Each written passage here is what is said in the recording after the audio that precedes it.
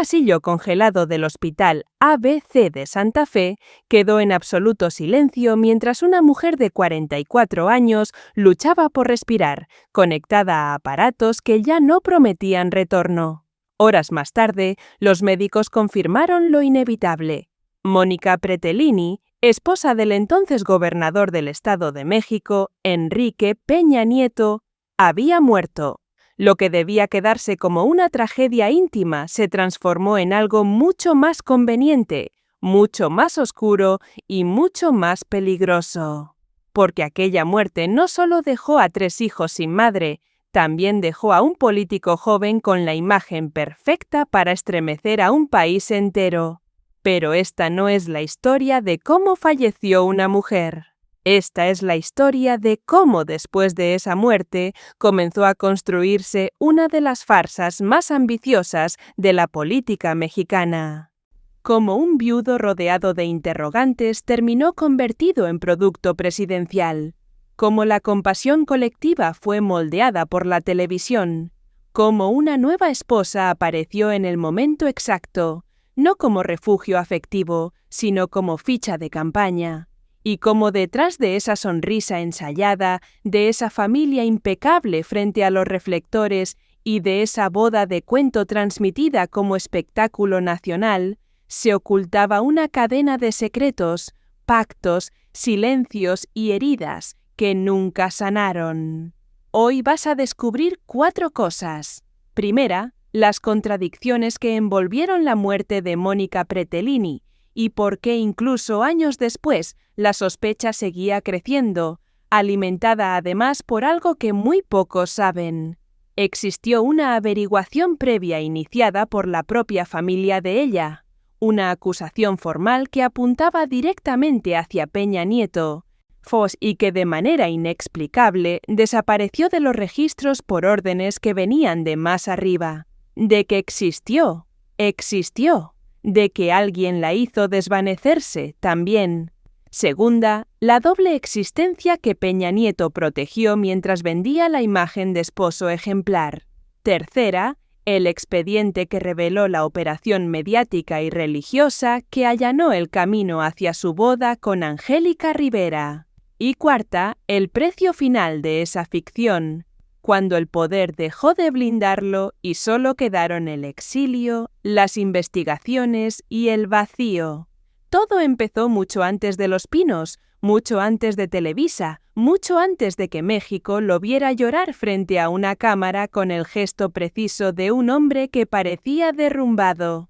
Empezó en Atlacomulco, Estado de México, un lugar que durante décadas no fue solamente un municipio perdido entre carreteras y polvo, sino una fábrica silenciosa de poder, donde los apellidos pesan más que las promesas y donde la política no se aprende en los libros, sino en la mesa familiar. Nació Enrique Peña Nieto el 20 de julio de 1966. No nació en una casa cualquiera. Nació dentro de una red, dentro de una dinastía, dentro de un ambiente donde la ambición no era un defecto, sino una herencia. Atlacomulco arrastraba desde hacía años una leyenda que en México se repetía entre lo serio y lo irónico. En 1940, según la historia que circuló durante generaciones, una vidente llamada Francisca Castro Montiel lanzó una profecía. De ese lugar saldrían 6 gobernadores y de ese mismo círculo emergería un presidente. En un país donde la política muchas veces se asemeja más a una religión oscura que a una vocación pública, esa sentencia no cayó en tierra muerta. Se volvió una brújula, un destino, una obsesión compartida por familias que llevaban décadas ocupando cargos, protegiéndose entre ellas y repartiendo el poder como si la nación fuera una extensión de su apellido.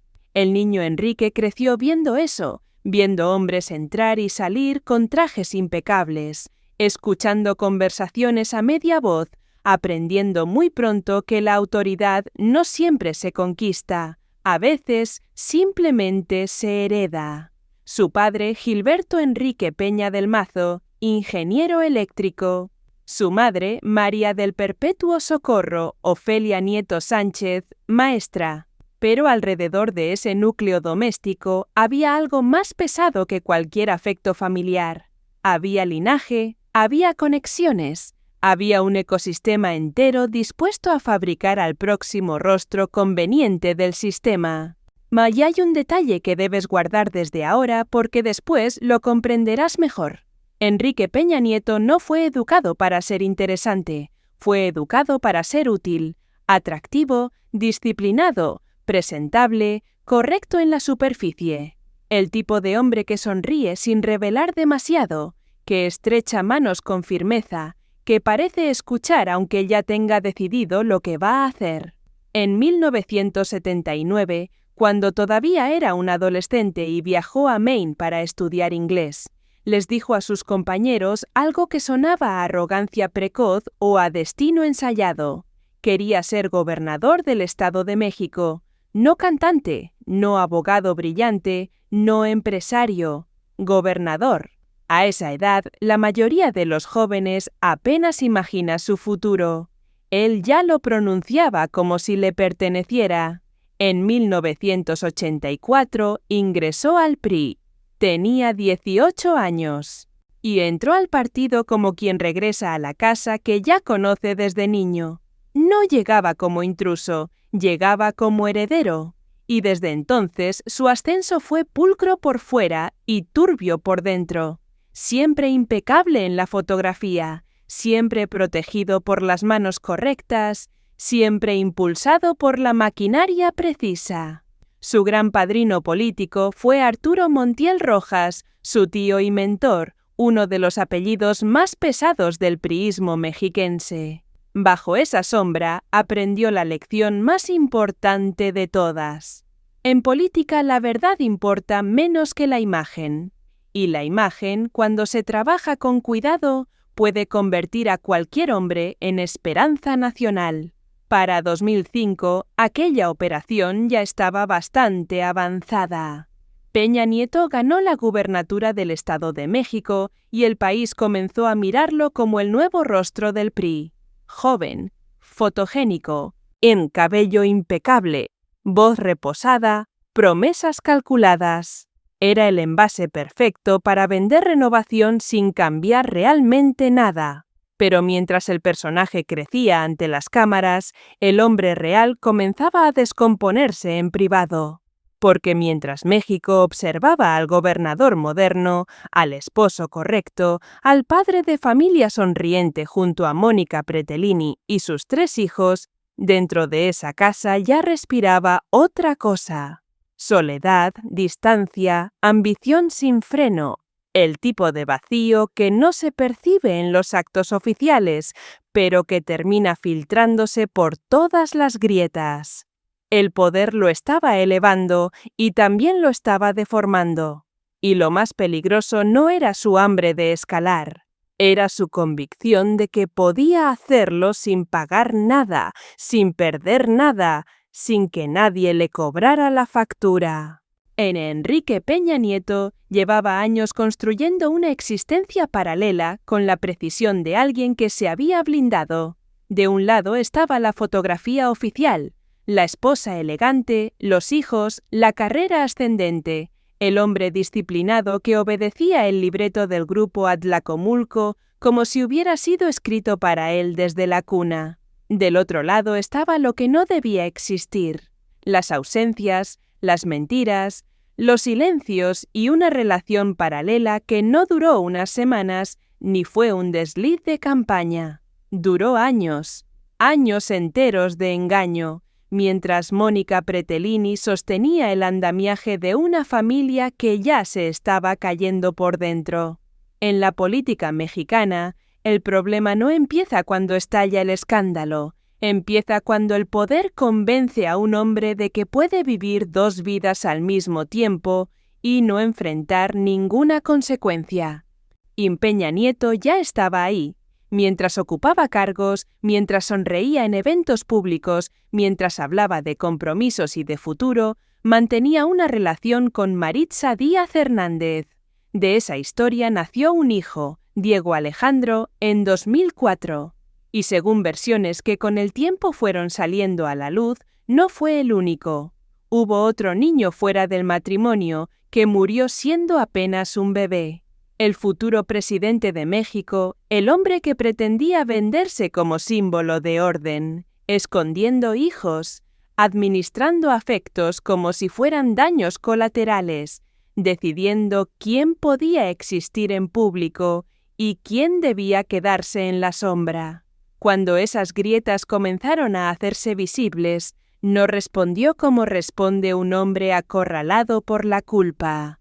Respondió como responde alguien entrenado para controlar daños.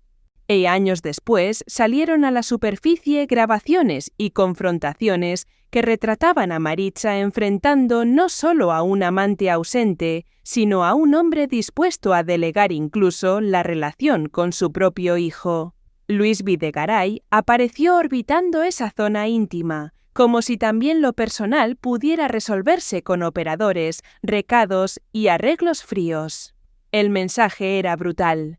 La criatura existía, sí, pero debía ser administrada, nunca integrada, nunca reconocida como podía reconocerla un padre común. Eso no es una aventura. Eso ya es una forma de crueldad. Y mientras todo eso ocurría, Mónica seguía ahí.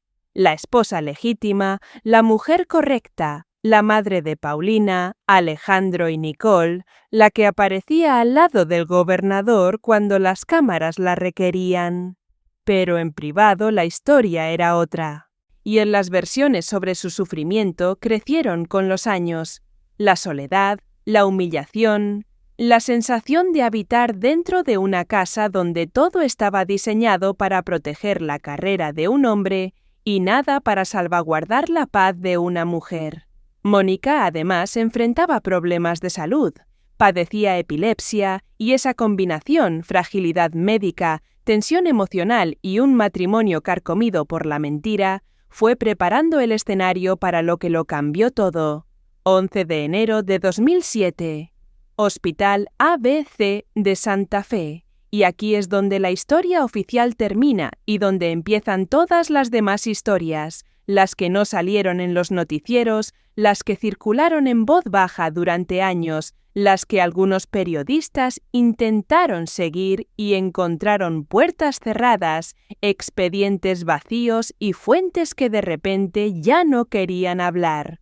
Oficialmente, y Mónica Pretelini murió por una crisis convulsiva derivada de su epilepsia. Esa fue la versión. Limpia, médica, cerrada. Pero en México hay versiones oficiales y luego hay todo lo demás. Y todo lo demás, en este caso, es un territorio enorme, oscuro y lleno de preguntas que nadie con poder quiso responder.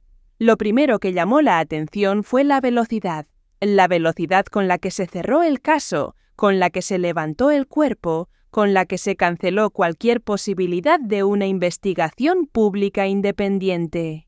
En un país donde los procesos judiciales pueden durar décadas, este se resolvió en silencio, casi antes de que alguien pudiera preguntar, y ese silencio, para mucha gente, no sonó a duelo, sonó a control. Después vino lo del neurólogo. El médico que la había atendido durante meses llegó a describir el caso como inusual, una palabra pequeña pero que en boca de un especialista pesa toneladas.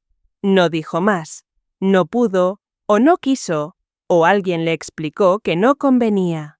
Pero esa palabra se quedó flotando, inusual, y los rumores empezaron a crecer alrededor de ella como maleza. Uno de los rumores más persistentes, el que más veces se repitió en círculos periodísticos y políticos, era el de una sobredosis. No de drogas ilegales, sino de medicamentos. Fármacos que alguien, según esta versión, habría mezclado de manera incorrecta, ya fuera por negligencia o por algo peor. Mónica tomaba medicación para la epilepsia, medicación que requería control, seguimiento, ajuste constante. El rumor decía que algo en ese control falló de una manera que no fue accidental. Nadie lo probó. Nadie pudo probarlo, pero tampoco nadie lo descartó con evidencia. Sí, luego estaba el rumor del estado de la relación. Quienes estuvieron cerca de la pareja en los últimos meses antes de su muerte describían un clima de tensión extrema dentro de esa casa. Versiones de gritos, de silencios prolongados, de una mujer que ya sabía demasiado y que ya no tenía miedo de decirlo. Se hablaba de amenazas veladas, de conversaciones que terminaban mal, de una Mónica que, según algunos testigos cercanos, había comenzado a buscar confidentes fuera de su círculo inmediato, como si estuviera buscando, sin decirlo abiertamente, una salida o un respaldo. Algunos de esos testigos dijeron años después que ella tenía miedo, no de su enfermedad, de su marido. Hay una versión, nunca confirmada, pero sí repetida por más de una fuente periodística independiente, y que habla de una discusión grave la noche anterior a su ingreso al hospital. Una pelea de las que no se olvidan, de las que dejan rastro. Nadie sabe qué se dijeron, nadie que estuvo ahí habló en público, pero la versión existe y ha resistido el tiempo con una tenacidad que incomoda. Está también el detalle de dónde estaba él. Peña Nieto no estaba en casa cuando Mónica fue trasladada al hospital. Eso en sí mismo no prueba nada. Los gobernadores tienen agendas, viajan, tienen compromisos. Pero el contexto lo convierte en una pieza incómoda del rompecabezas. Y cuando años después Jorge Ramos le preguntó directamente sobre las circunstancias de la muerte de su esposa, la reacción fue tan extraña, tan dubitativa, tan llena de pausas y de palabras que no terminaban de decir nada, que México entero sintió algo difícil de nombrar. Y no era solo incomodidad, era la sensación de estar viendo a alguien que debería saber exactamente qué responder y que por alguna razón no podía o no quería hacerlo. Hay quienes fueron más lejos en sus especulaciones.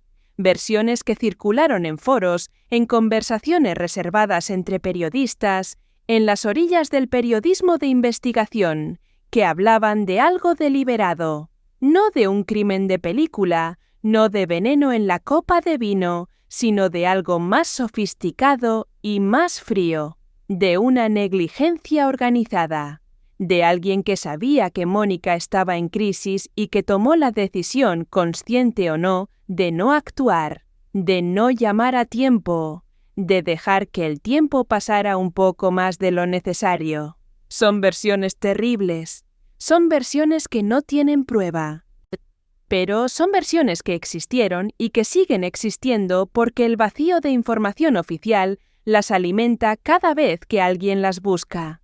Y luego está el rumor que más le costó a Peña Nieto en términos de imagen pública, aunque nunca terminó de destruirlo. El rumor de que Mónica sabía, que sabía de los hijos fuera del matrimonio, que sabía de las relaciones paralelas, que sabía de acuerdos oscuros, que sabía de cosas que un gobernador con aspiraciones presidenciales no podía permitirse que salieran a la luz. El rumor de que era una amenaza no por lo que pudiera hacer deliberadamente, sino simplemente por lo que sabía y por el estado emocional en que se encontraba. Una mujer desesperada, enferma, traicionada y con información sensible es, para un hombre con ese nivel de ambición, una combinación extremadamente inconveniente. Y nadie dijo que eso fuera el motivo de nada. Pero la lógica de ese rumor se sostuvo sola durante años porque encajaba demasiado bien con todo lo demás. Hay también versiones que hablan de compensaciones entregadas a ciertos miembros de la familia Pretellini a cambio de silencio, de una negociación que no se hizo en tribunales, sino en habitaciones cerradas, con intermediarios, con cantidades que nunca se hicieron públicas y con la condición explícita de que el caso no escalara, de que las preguntas se detuvieran ahí. Nadie lo ha podido probar. Pero tampoco nadie de los que supuestamente participaron en ese acuerdo ha salido a desmentirlo con la contundencia que uno esperaría si fuera completamente falso. Y luego está lo que sí es verificable, lo que no es rumor sino hecho documentado, aunque enterrado. Y la familia de Mónica Pretelini no se quedó callada. Iniciaron una averiguación previa. Una acusación formal que señalaba directamente hacia Peña Nieto. No era una carta, no era una queja ante los medios. Era un procedimiento legal con número de expediente, con firmas, con abogados, con la intención clara de que alguien respondiera preguntas que la versión oficial nunca había respondido. Esa averiguación existió y luego desapareció. Sin resolución pública, sin archivo oficial, sin sobreseimiento transparente. Se evaporó de los registros como si nunca hubiera existido. Personas cercanas al proceso señalaron que la orden de hacerla desaparecer vino de más arriba, de niveles del aparato del Estado donde las cosas no se discuten, simplemente se ejecutan. No fue un accidente burocrático. En México los expedientes no se pierden solos. A alguien los hace desaparecer. Y para hacer desaparecer ese, alguien tuvo que querer mucho que las preguntas de esa familia nunca tuvieran respuesta. Lo que quedó, al final de todas estas versiones, de todos estos rumores, de todas estas sospechas que nunca encontraron resolución oficial, fue algo más pesado que una acusación concreta. Quedó la duda. Esa clase de duda que no te abandona porque no tiene respuesta, porque el sistema que debía responderla decidió que era más conveniente que permaneciera abierta para siempre, enterrada bajo capas de tiempo, de silencio institucional y de un país que aprendió muy pronto que hay muertes que el poder nunca va a explicar.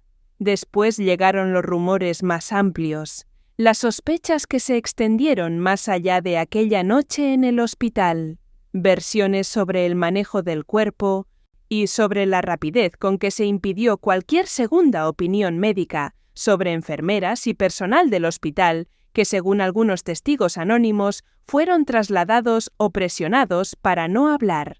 Nada de esto tiene nombre y apellido verificable. Todo forma parte de ese territorio gris donde viven los secretos del poder mexicano, donde las cosas ocurren pero no se documentan, donde los testigos existen pero no aparecen, donde la verdad existe en susurros pero nunca llega a papel. El esposo cuestionado emergió convertido en viudo. El hombre rodeado de secretos salió envuelto en lástima. La herida no se cerró. Se maquilló, y la maquinaria entendió algo que en política vale más que cualquier sentimiento. La compasión dura poco. El escándalo, en cambio, puede durar lo suficiente para arruinar una candidatura. Enrique Peña Nieto ya no era solo un viudo joven. Era también un hombre rodeado de rumores de infidelidad, hijos ocultos, silencios incómodos y una muerte que seguía levantando preguntas, incluida una acusación formal de su propia familia política que alguien se había encargado de borrar del mapa. Y para el grupo Atlacomulco, para Televisa, para todos los que apostaban a llevarlo hasta Los Pinos, eso era un problema que no se resolvía con tiempo, se resolvía con espectáculo. La imagen debía sostenerse, no la verdad, no el duelo, no la dignidad de los hijos, no la memoria de Mónica, la imagen. Esa fue la prioridad, y cuando la imagen se convierte en religión, una boda puede dejar de ser una promesa de amor y transformarse en una operación de Estado. Fue entonces cuando apareció Televisa, no como simple televisora, sino como laboratorio emocional del país, el lugar donde se fabricaban héroes, villanos, lágrimas y finales felices para millones de mexicanos. Según versiones periodísticas y testimonios publicados años después, en ese momento comenzó a tomar forma una idea que parecía demasiado cínica para ser real y sin embargo encajaba demasiado bien con todo lo demás. Peña Nieto necesitaba una esposa nueva, no una compañera, no una mujer que lo rescatara del dolor. Necesitaba un rostro que lavara su historia, una figura amable, familiar, querida por el público, una mujer capaz de entrar a una sala y hacer que la gente dejara de pensar en sospechas y comenzara a pensar en romance. Y ahí entra Angélica Rivera, la gaviota, la estrella de telenovela, la mujer que millones de personas conocían no por sus convicciones, sino por los personajes que había interpretado durante años en horario estelar. Había otras opciones, otros nombres que circularon en las versiones de aquel casting político, pero al final, la elegida fue ella. ¿Por qué ella? Porque parecía perfecta, porque ya vivía dentro del imaginario sentimental del país, porque no había que presentarla, solo cambiarle el libreto, quitarle el foro, darle una residencia oficial, convertir a la actriz en primera dama. Y aquí es donde todo se vuelve más frío, más quirúrgico, más obsceno, porque la historia no se contó como una alianza calculada, se vendió como enamoramiento, como destino, como redención. El viudo herido encontraba una nueva oportunidad. La estrella querida por todos encontraba al hombre fuerte de la política mexicana. México debía mirar esa historia y suspirar, no investigar. Y debía emocionarse, no preguntar. Debía consumir una boda, no revisar un expediente. Pero había un obstáculo. Angélica Rivera ya estaba casada por la Iglesia con José Alberto Castro. Y en un país como México, donde la puesta en escena religiosa todavía pesa sobre la legitimidad pública, una boda civil no alcanzaba. Si querían la fotografía completa, si querían la postal perfecta, si querían que la nación viera no una unión política, sino una consagración emocional, entonces necesitaban altar, incienso, bendición y campanas. Necesitaban borrar el matrimonio anterior. Lo que vino después fue una de las maniobras más turbias de toda esta historia. Un proceso de nulidad religiosa acelerado, lleno de irregularidades denunciadas después por investigaciones periodísticas, y es donde el sistema eclesiástico terminó doblado para servir a una pareja que todavía ni siquiera había llegado al poder presidencial, y toda operación así necesita un sacrificio. En este caso tuvo nombre y sotana: José Luis Salinas Saranda, el sacerdote que terminó cargando con una culpa que, según expedientes posteriores, nunca debió ser solo suya. Fue señalado, desacreditado, empujado al borde de la destrucción moral para que la nueva narrativa pudiera avanzar sin manchas visibles. Un país entero mirando un cuento de hadas, una boda brillante, sonrisas, vestidos impecables, portadas, cobertura, música, protocolos. Y debajo de todo eso, según las denuncias y documentos que emergieron después, un entramado de intereses, presiones, dinero y manipulación que convertía el matrimonio en lo contrario del amor, no una unión, una inversión, y no una promesa, un contrato, no una familia, una escenografía cuidadosamente iluminada para que el hombre correcto pareciera inevitable frente a las urnas. La boda se celebró en noviembre de 2010 y funcionó. Vaya que funcionó. El país empezó a mirar a Peña Nieto no como al hombre que venía de una tragedia mal explicada, sino como el protagonista de una nueva etapa. Elegante, renovado, recompuesto, listo para convertirse en presidente. Eso era lo verdaderamente monstruoso. No que mintieran, sino que la mentira fuera tan eficaz. Porque cuando un hombre logra convertir una herida privada en campaña, una actriz en esposa ideal y una ceremonia religiosa en herramienta electoral, ya no estamos viendo una historia de amor. Estamos viendo el ensayo general de un gobierno entero basado en la simulación. La boda no fue el final del montaje, fue el comienzo del método. porque un hombre que ya había aprendido a convertir el dolor en campaña, la televisión en altar y el matrimonio en escenografía, no iba a llegar al poder para gobernar de otra manera. Iba a gobernar exactamente igual que había construido su vida, con imagen por encima de verdad, con lealtades compradas, con silencios administrados, con una red de favores tan extensa que durante un tiempo pareció imposible tocarlo. Enrique Peña Nieto tomó posesión como presidente de México en diciembre de 2012.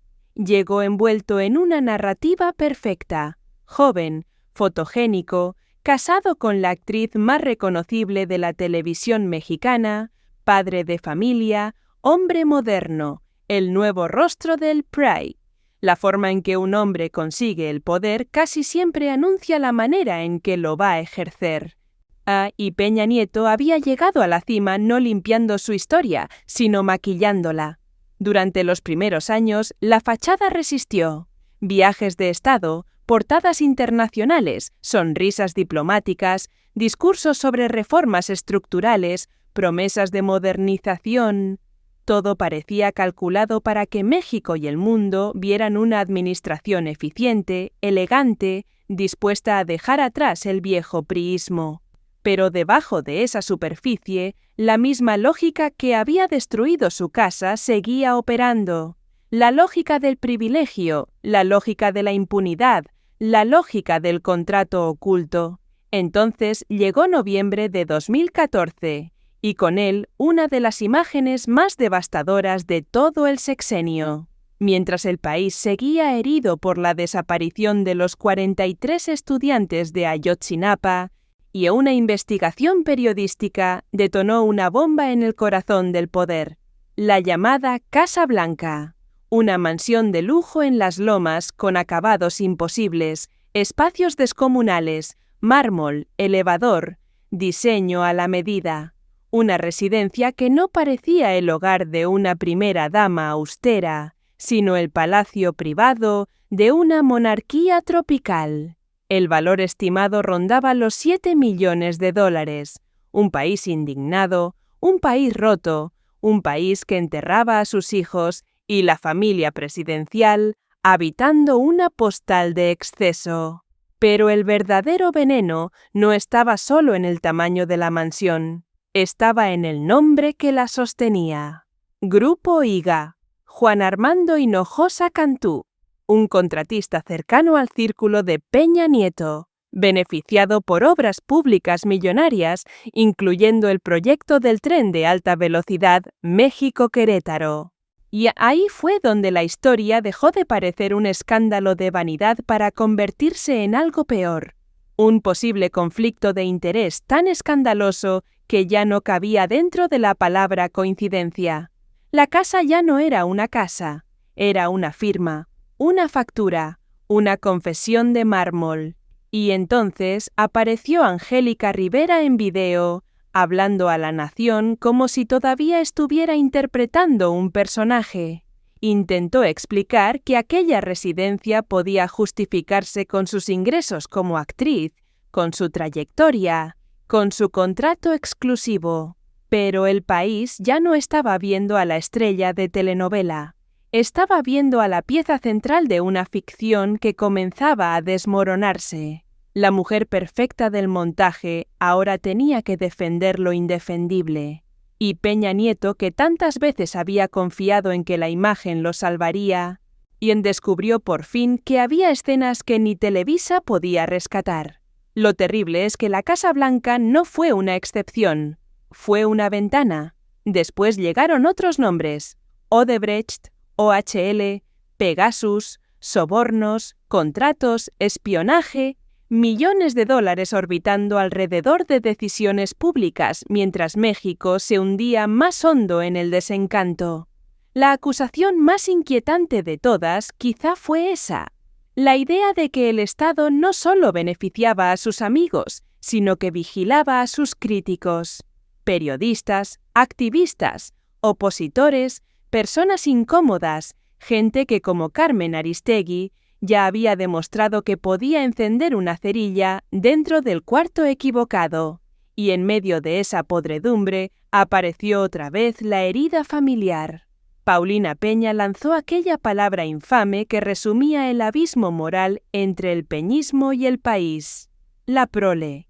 Una sola palabra y todo quedó expuesto. El desprecio de clase, la burbuja, la arrogancia, la educación emocional de una familia que había aprendido a ver al pueblo no como comunidad, sino como audiencia, no como ciudadanos, sino como extras. Así funciona la caída cuando empieza de verdad. Primero se rompe la credibilidad, luego la narrativa, luego el matrimonio mismo. En febrero de 2019, apenas fuera del poder, Angélica Rivera anunció el divorcio y con eso se vino abajo la última pared del decorado. Lo que se había vendido como amor sobrevivió exactamente hasta donde sobrevivió la utilidad política. Ni un paso más. La corrupción no comenzó en el poder, solo encontró ahí su escenario perfecto.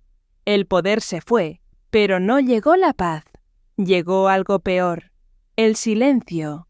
Ese silencio extraño que queda cuando ya no suenan los aplausos, cuando las puertas oficiales dejan de abrirse, cuando los teléfonos importantes dejan de contestar, cuando el hombre que un día creyó controlar un país entero descubre que ni todo el dinero del mundo alcanza para comprar una absolución.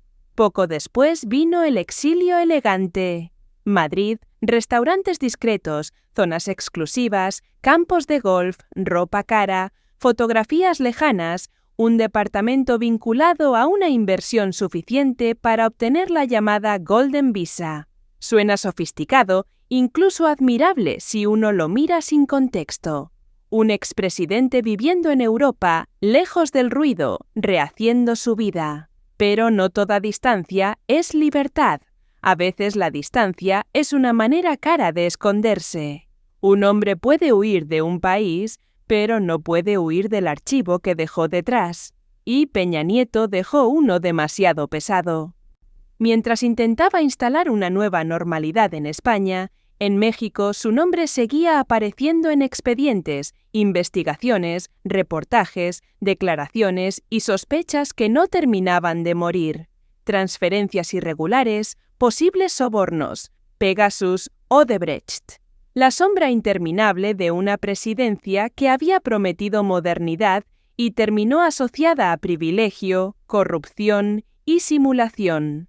Lo más duro de esa caída no fue solo perder el cargo, fue perder el blindaje, porque mientras estuvo en la cima, a su alrededor se movía una arquitectura completa de protección. El partido, los operadores, los empresarios aliados, los medios complacientes, la investidura.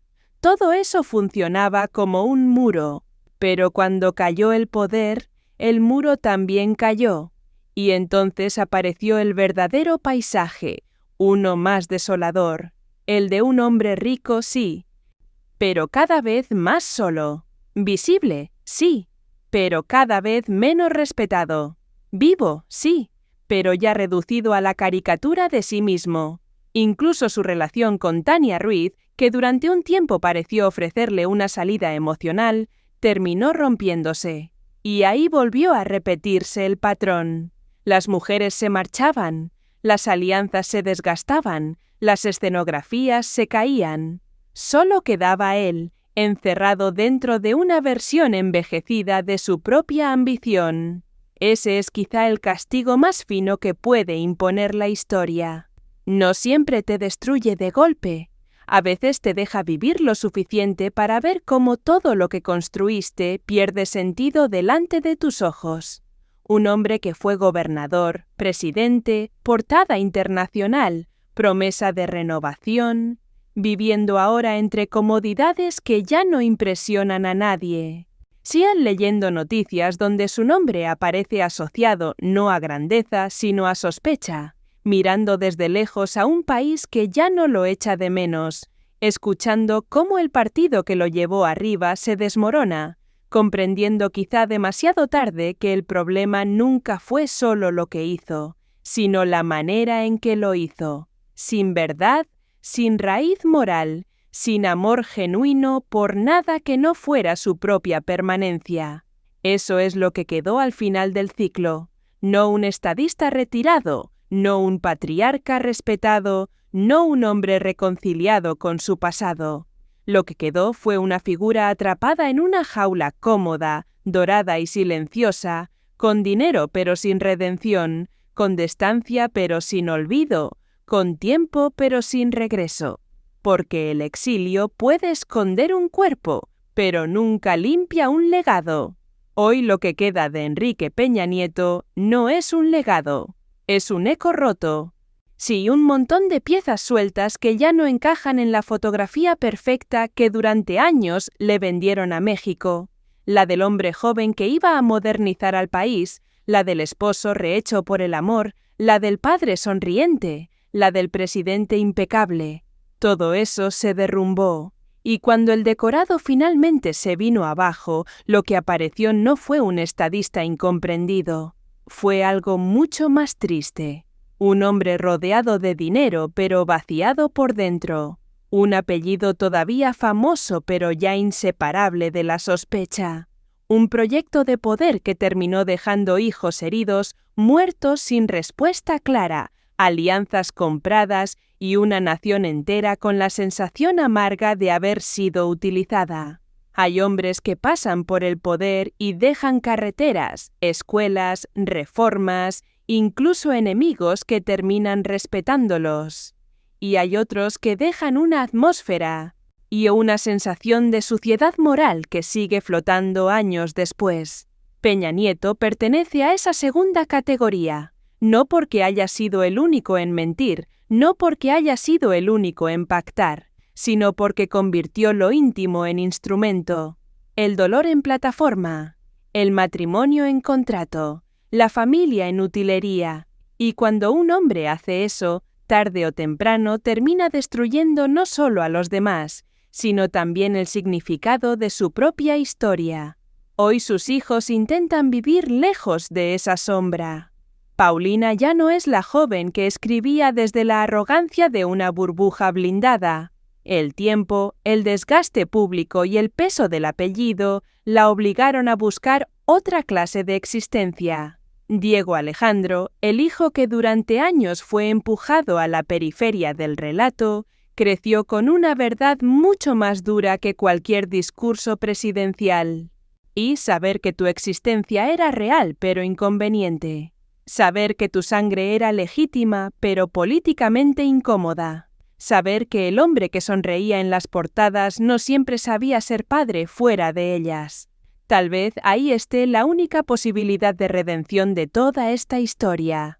No en Enrique, en quienes tuvieron que sobrevivirlo. Y luego están los números, esos que enfrían la sangre porque convierten el escándalo en dimensión. Decenas de millones de pesos en la operación de imagen que envolvió a la nueva pareja presidencial. Una mansión de alrededor de $7 millones convertida en emblema nacional del conflicto de interés. Acusaciones de sobornos por $25 millones en torno al caso Pegasus.